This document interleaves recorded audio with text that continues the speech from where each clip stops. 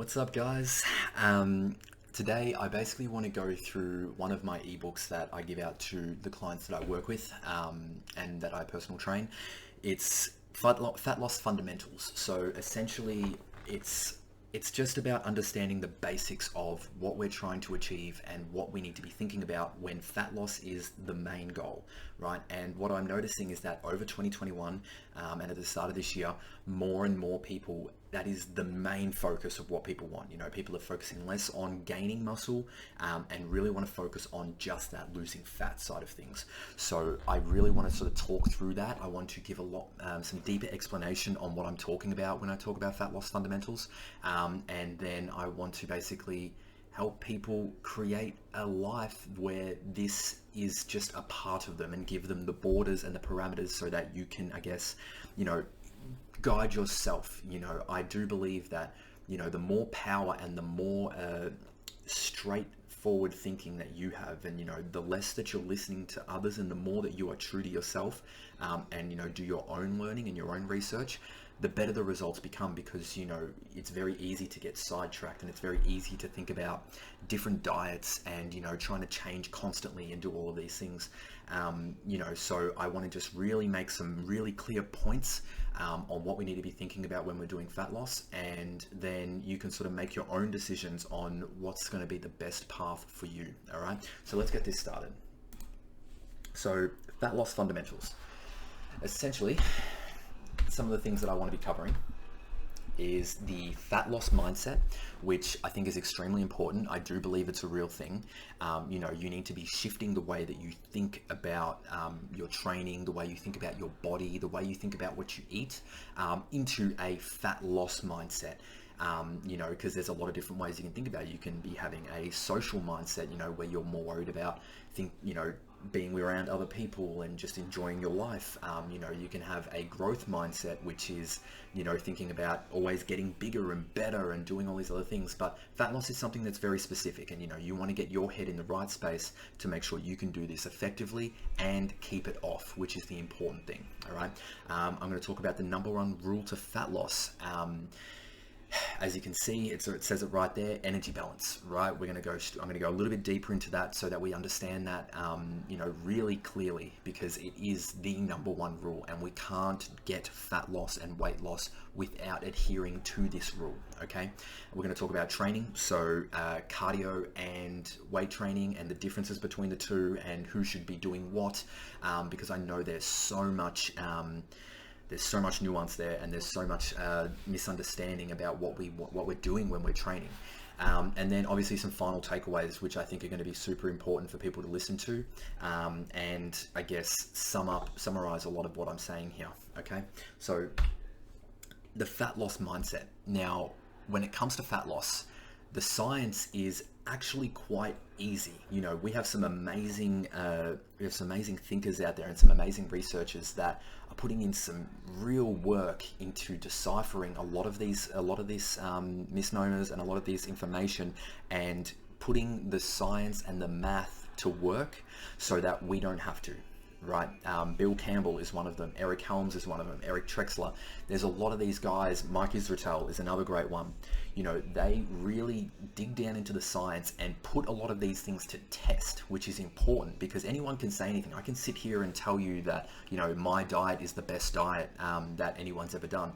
But until I test it on 100, 200 and get an actual sample size of people and watch it work for every single one of them, I can't say that for certain, and I can't bring that to I have to bring that to your attention. Okay, so what I also want to point out is that I'm using the term fat loss rather than weight loss in a lot of these things. I do believe they are two different things. So for someone like myself, as a, up and coming bodybuilder and a junior bodybuilder, I don't necessarily want to lose weight. That is not my goal.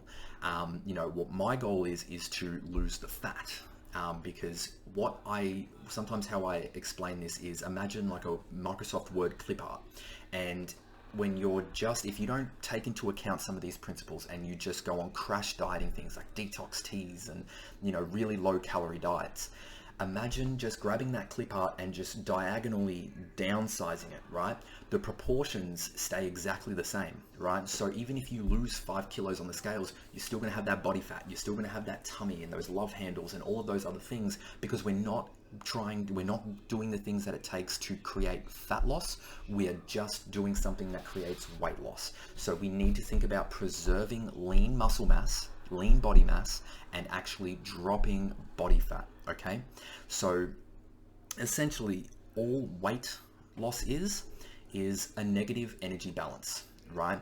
So in other words, you're putting in less total food than you're expending, so then you're burning, right? So every single movement that we do, moving my hand up and down, brushing my teeth, doing the dishes, walking, all of these things, everything requires energy for that to happen. It doesn't just happen out of thin air. There is chemical processes happening in our body to burn energy, right? So if we can limit the calories to a point where we are giving our body less energy, that our body therefore has to find the energy within our cells, within the cells that are already on us or in us, to create that movement and to create that energy, then we are going to lose weight. It is quite as simple as that, and a lot of people go through this, and so if we were able to exactly track down to the gram every single thing that goes into our body, right? Every single meal, all the oil that's consumed, all the different drinks as well. Chewing gum even has calories in it, right? And we were able to equate all of this, and imagine just like a number. Every time you put something in your mouth, a little number above your head, and it tells you exactly to the gram how much you've eaten. Then this would be an extremely easy process, because that is the number one rule. It is what we need to make sure is happening, is that we are controlling those calories in relation to how much we're burning. So if you're a kind of person that moves more, construction workers, people that are on their feet all day, they therefore, because they're burning more energy, that is why sometimes you find these people that just eat like pigs and are able to drop weight. It is because they're moving more. And genetics, of course, play a role, but what that genetics do is they decipher or decide how many calories your particular body burns in that day.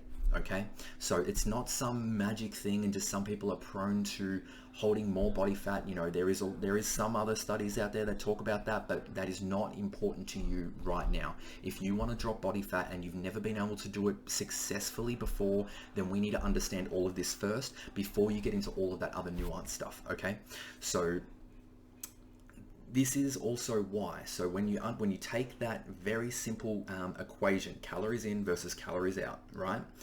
This is why neurotic bodybuilders are able to basically lose weight and lose body fat consistently year after year after year, and step up on stage and look shredded, and then go into the off season and allow themselves to put some body weight, more body fat on, and then drop it again almost, as soon as at the flick of a dime. They don't have to think about it because they understand this process. And what you need to understand is these bodybuilders, all of them, are all doing some form of tracking of their calories, right? They are understanding what they're putting in. Not every single person necessarily counts exactly how many calories, but there are certain people which I prefer to be closer to, is where you track once, right? And then you understand all the food that you have in your day, right? And so you know exactly what meals are coming in, and then you take that data of what food that is coming in, and you relate it to what your scale weight is, and then you start to see what happens in those things and if they start to change. So if essentially you're eating a certain diet and your body weight doesn't move for an entire week, right? Then you start to see, then that is essentially where your maintenance calories is, right? It means that that is what your body has now decided is how much you need to keep the same weight. So then, certain people can basically just like, all right, cool, I know what to do. And they just take away one of those foods. They remove cereal from their breakfast, instead of having a full sugar Coke at lunchtime, they change it to a Diet Coke. And sometimes those tiny little changes can be enough to kickstart this weight loss / fat loss approach, right? So for someone like yourself, the individual who doesn't want to eat the exact same foods every day, who enjoys letting loose a little bit on the weekends, what's more important to myself as a coach and trainer is that we're creating habits that allow the process to be somewhat enjoyable and create long-term success. So we need to find a way that we can implement that strategy of calories in, calories out in a way where it's sustainable for you and you don't have to think about it quite as much, right? So that's something that we need to think about. We need to think about how can we make this happen in your day-to-day life without it overly affecting you and overly restricting you. So, sometimes it's just easy swaps. One thing that I like to do is, remove some snacking from there and create some bigger meals, and then we have these 3 square meals a day so that, we're not just constantly putting food in, because when we're just putting food in over and over, that's when it gets very hard to track and make sure we're doing the right thing. So that's something that we want to think about. Okay. Now, how long will this process take? This is very important. So fat loss will take as long as it takes. We do have obviously a big say in that, and it does depend on your dedication. It will depend on your eating habits, whether you're eating the exact same foods every day or you're constantly trying to bring in variety and changing it up. It will depend on how often you are exercising and how much calories you're burning through exercise. It would also depend on how much you sleep. All of these things, play a massive role into the fat loss equation. So something to note, faster fat loss usually results in a fast rebound. So I can tell you a quick little story about my first competition. I didn't really know what to expect. Obviously, I was into bodybuilding, but not a hell of a lot. And I wanted to do it for myself, not because I loved bodybuilding, but because I did want to see what my body was capable of for that time. So within 16 weeks, I lost 16 kilos. 4 months, 16 kilos. I went from 88 kilos down to 72 kilos. So that was a kilo a week, right? And what I noticed was that as those first couple of weeks and first couple of kilos were extremely easy. I felt amazing. Everything felt like it was going in the right direction, right? And then as I started to continue that rapid rate, and as I did it for 8 weeks, 9 weeks, 10 weeks, 16 weeks, and it kept going, I became more and more hungry. I became more and more tired and lethargic.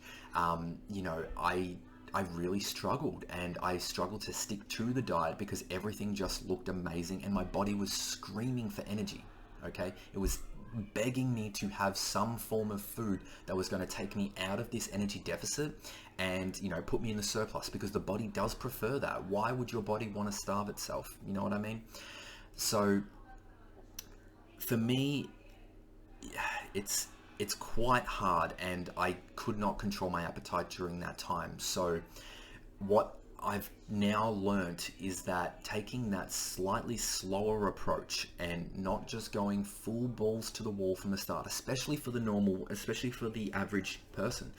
Someone who's trying to step up on stage, it's a little bit different because you don't have that choice, and no matter how slow you go, when you get to that sub 10% body fat, you're getting down to 7%, 6%, down there.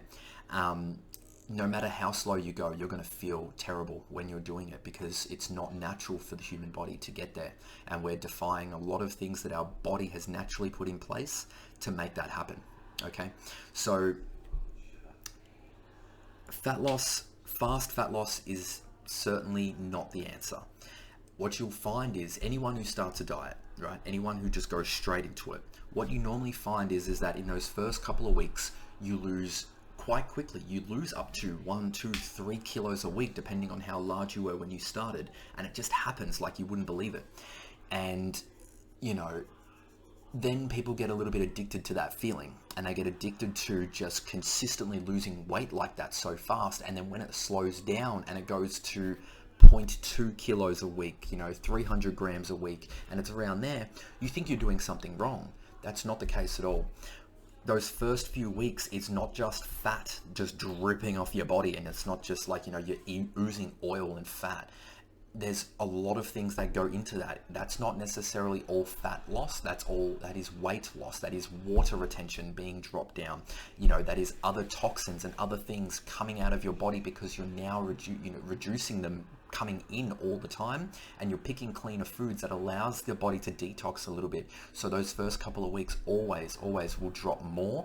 But if you look at your body, this is the funny thing. When you look at how your body looks after that week of losing a few kilos, it's not like there's a lot of difference to show, because it's not all just body fat, right? There's a lot of things that involve there. So my advice is to focus on habits you can stick with for years and just slowly build that threshold, right?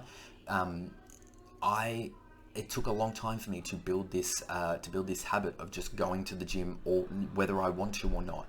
It took a long time for that to happen. It took a long time for me to make my diet the way that it is. It was about adding just little things over time and just making sure that I understood what I was doing and I was clear about why I was doing it, and I just did it, and I allowed myself, I sort of created this box where I was able to do certain things inside of that, and I had specific meals, or specific, so it was protein shake, it was eggs, there was some kangaroo mints in there, and I basically made sure that I was eating those foods every single day, no matter what, whether I wanted them or not, they were going into the system, right?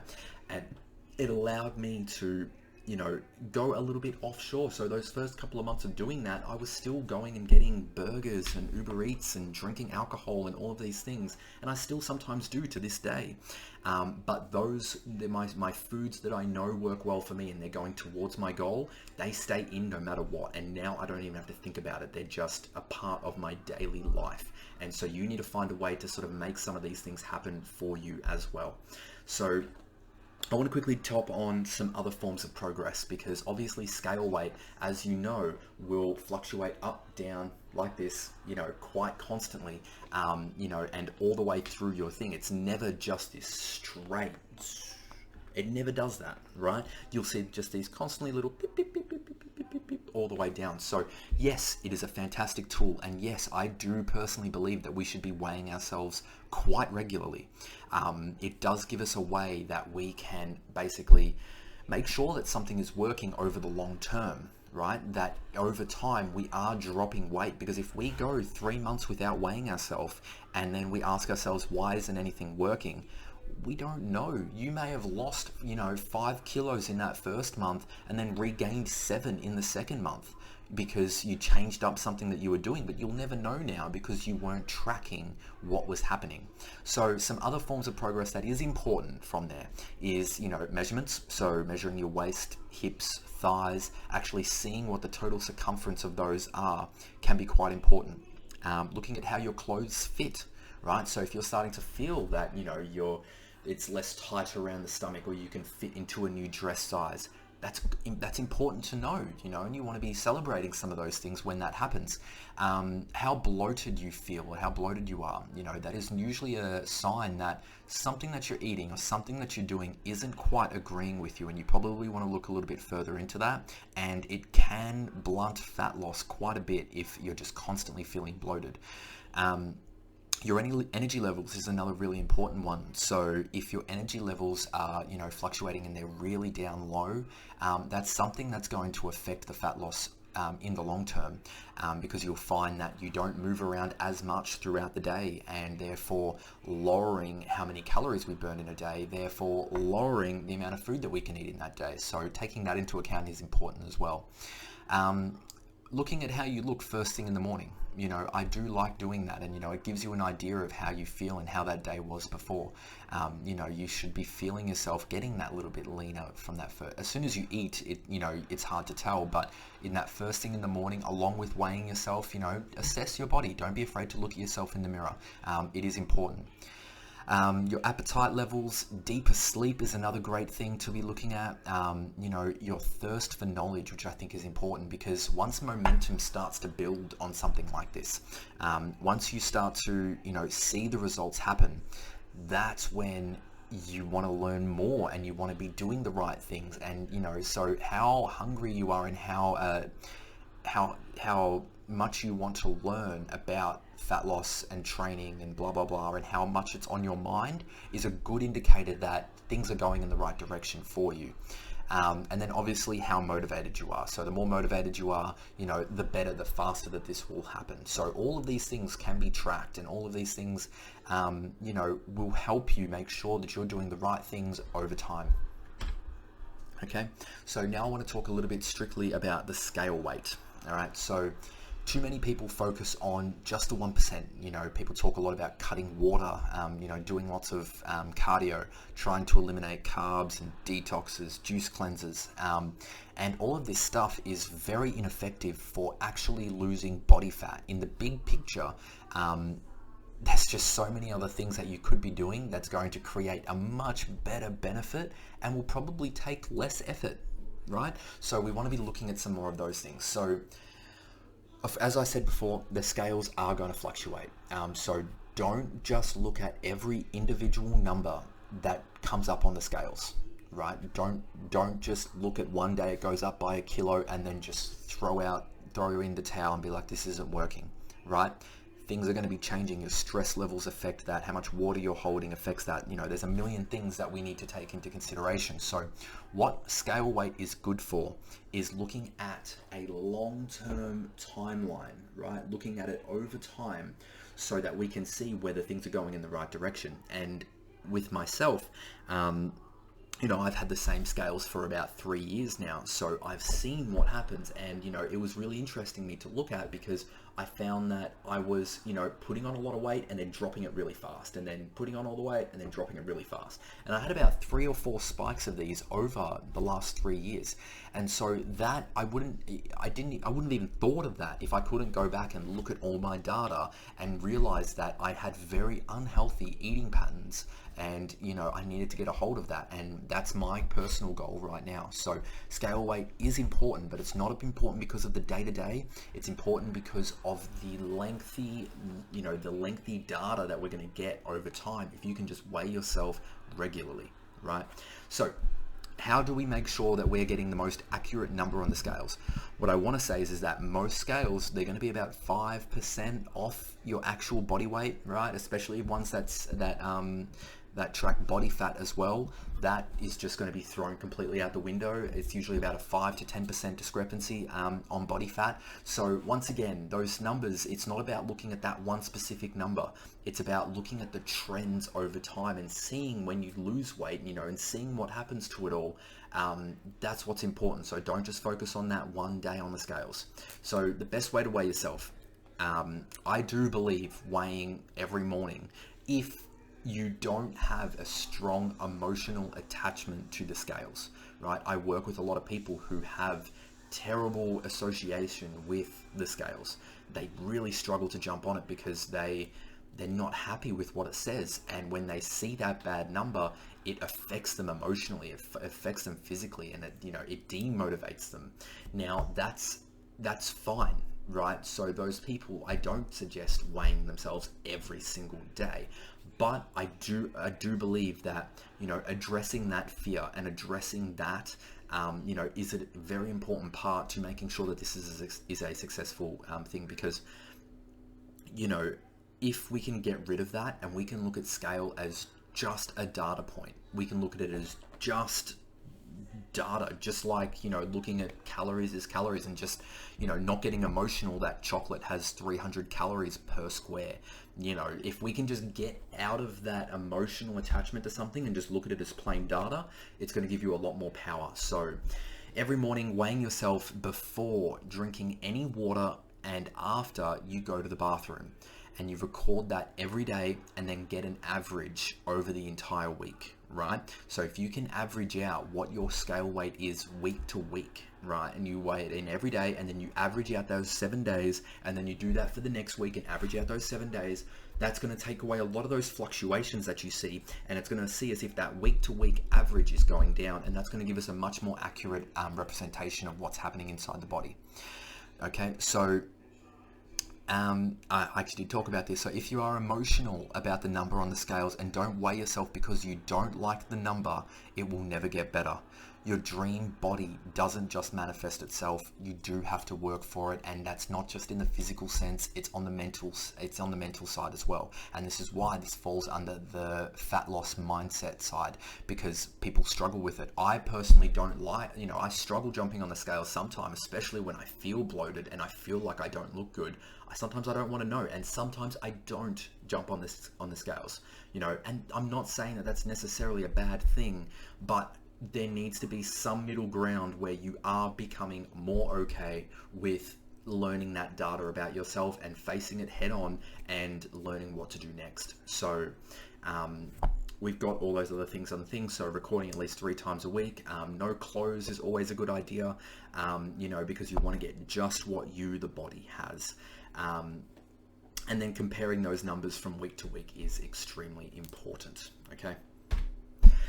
Now, sleep, one of the most underrated things, everyone talks about, sleep is important, and I can easily say myself has terrible sleeping habits, but I am working on them. It's not easy, but I can't sit here and say that it's not important, because when that side of things is great, a lot of things get better as well along with that. So, too many people, I used to be one of them, pride themselves on the ability to get by on minimal sleep. And what you don't realize is that you are taking away your body's only form of restoration, and you can't get that back. Once you've missed out on that nights of sleep, it's not like you can make it up and sleep 10 hours the next night. You've missed out on that opportunity of growth, healing, and everything else.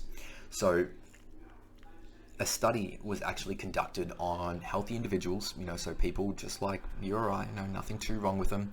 And they had 2 groups. One was a group that was restricted to 6 hours of sleep, and another group had unrestricted sleep. And both groups were in the calorie deficit. Okay. Now, both groups did lose the same amount of weight, right? The same amount of weight. And so what this is telling us is that calorie deficits work, right? However, the sleep restricted group lost only 20% fat and 80% lean mass, so 80% muscle. So from that same, 2 to 3 kilos, whatever it was, lost, more of that was coming from muscle and less of that was coming from fat. So we only lost 20% fat out of all of that. Now, is it worth it?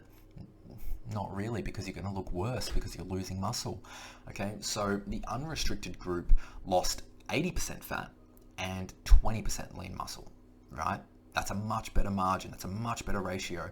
And so if we look at that and just having, allowing yourself to get the sleep that you personally need, it's going to help with how much, when you're in your calorie deficit, how much of that is actually coming from fat and how much of that is coming from muscle. Okay, so the other thing to note is that the restricted group also had elevated ghrelin hormones, and which is very important to stopping cravings. So ghrelin and leptin are 2 hormones that control appetite. So ghrelin is the one that actually makes you extremely hungry. So when you have your stomach rumbling and you just need food, that is a physical hormone inside the body telling yourself that you need food, right? And by sleeping less, you have more secretion of ghrelin throughout the rest of the day. And the people that had restricted sleep also had lower insulin sensitivity, which is important, which means a higher risk of diabetes and less optimal environment for fat loss. Okay, so when you take all of this into account, it starts to paint a picture of how important sleep is. So we need to have a think about that, and you need to ask yourself, are you getting enough sleep for you? Some people can, feel good and only need 7 hours of sleep. Some people need 10 hours of sleep, so you need to work out what levels feel really good for you. And actually just increasing your sleep can really help the amount of fat loss that actually happens, and the better that you'll look, which is, the important thing to myself anyway. It's about how we look and feel about our own bodies. So, to get your best sleep, these are some things that everyone would have heard before. So having a pitch black room, very important. Light and blue light does affect your melatonin levels and does affect your sleep quality. No pets in the room. This is something that I am extremely guilty of. We sleep with the dog in the room, and every morning at 3 a.m. he decides to need to go to the bathroom, and I'm the one to take him out. And that is disrupting your sleep cycles, which is going to disrupt your sleep quality. Okay, so that is another thing. Limit electronics, we've all heard of this stuff before. Do not disturb on any wearable electronics, so no vibrating on your wrists at night. Having a cool temperature in the room, when you think about it, historically, before heating was invented, it's obviously cooler at night. Our body is designed to follow those similar rules, so having it between 18 to 22 degrees. Inhale and exhale deeply 10 minutes before bed. Try and bring some of those stress hormones down. Try and flip that switch so that you're able to actually get into a restorative and relaxing mode by breathing and doing some form of meditation / yoga / breathing is all important to us. Okay. Carbohydrate rich meal before bed can help sleep. That is something to, I guess, experiment with. It's not a be all end all. It's more of a suggestion that could help people that don't have the best sleep already and are carb restricting. So that is something worth trying as well as far as sleep goes. Okay. Non-exercise activity thermogenesis, or NEAT, is something that is important to think about. It's not the most look, when you actually look at your total daily energy expenditure, NEAT does take up a lot of that. So people who move more just throughout the day, I'm going to go into a little bit more, but it seems like something that wouldn't be important, but it makes up a lot of how much you burn throughout a day. So we need to talk about it. Okay. So non-exercise activity thermogenesis, or NEAT, is a pillar to fat loss and is something that is applicable right now at this very second. So all movement requires calories, as I was saying before. Everything you do will, at the end of the day, sum up to energy you burnt from simply moving. So, doing the dishes, standing up to get the remote, parking further away from your destination, wherever that is, going to the bathroom, doing the gardening, just playing with your loved ones and, just moving around, me doing this with my hands constantly, right? It's all actually, building and building up how much NEAT we are using and how much of that is happening inside our body. So we have opportunities every single day to use more energy and burn more fat. It's not just about doing cardio. It's not just about jumping on the treadmill or going for a run or getting on the rowing machine or whatever it is. We need to move more, right? We need to actually just move. This is why sometimes I actually like to, this is another thing about drinking more water that people wouldn't really think about. It was something that switched in my head. Was the more water I drank, the more I had to go to the bathroom. So the more often I was getting up and down from my seat, and it felt great. And it's not saying that in particular led to, an extreme transformation or anything like that. But all of these little things start to add up. So keeping that in mind. So, there is a point where, this is why the Swap It initiative that ran through Australia for a little while, a few years back, does make a lot of sense. So it's just about swapping for things that just require that little bit more energy. That's why, a lot of companies now bring in stand up every 5 minutes for every hour that you work, all of these little things. And it's because it's increasing NEAT is why it works. Okay, so if you can move more in your day-to-day life, you are more likely to keep the weight off. This is why, labor or active job workers are a bit luckier in being able to stay lean, because they don't have to work as hard to burn an exorbitant amount of calories, right? Someone who is at a desk job doesn't have a lot of NEAT. It's not acting as a big part of that pie for our total calorie expenditure. And so you have to be a little bit more deliberate on creating that NEAT. So, getting up to, so as you can see on the side, to increase your NEAT, completing 10-minute walks, every day. So it's not just doing this hour-long cardio run session, 3 10-minute walks, right? If you can't fit that sort of stuff in, you need to rethink your strategy and rethink your mindset on how you're going to make this fat loss happen if you really want it. Okay, getting a smaller drink bottle, also a little way to do it. I, for one, don't need to do that because I'm drinking a crazy amount of water. Like, this is my drink bottle here. It's like 2.8 liters. And that, I drink 2.5 to 3 of those a day, and I'm going to the bathroom a crazy amount of times. So preparing your own meals, because you have to cook them, go to the shops to get your food, you have to clean the dishes, you have to prepare all the meals. That is, not only is that going to be healthier in the long run, but it's also going to increase that NEAT over time, which I do believe is an important thing. Another thing that I do, this is something that's a little less studied, I guess, or anything like that, but I do think it's a cool thing to do, but performing vacuums throughout the day, right? And so a vacuum is when you suck your belly button deep into your spine and hold it for about 15 to 20 seconds. So you're sitting in a chair, you can do it just sitting here, and you basically just go and suck in that belly, hold it, and then release.